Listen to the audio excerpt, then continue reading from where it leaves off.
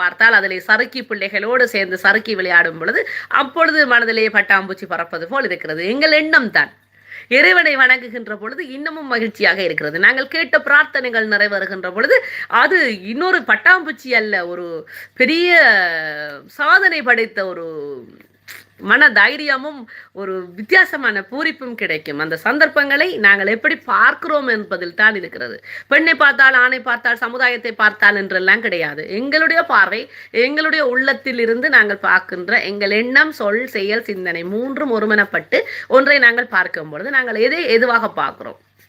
போதைப் பொருளை பார்க்கிறோமா? அது நம்மை அழகாக்குமா என்றால் இல்லை. ஆனால் அது சில பேருக்கு மகிழ்ச்சியை கொடுக்கிறதே. ஆனால் எமக்கு மகிழ்வை கொடுக்கிற, பட்டாம்பூச்சியை பறக்க வைக்கின்ற எல்லா விடயங்களும் நல்லதா என்றால் நிச்சயமாக இல்லை.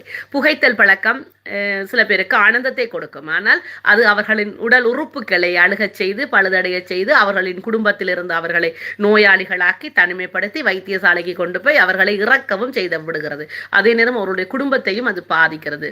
வீணான பண செலவு ஆகிறது. எனவே எல்லாவற்றையும் பாருங்கள். எந்த விடயமாக இருந்தாலும் எங்களுடைய உள்ளத்தின் இயல்பில் தான் அது தெரிகிறது.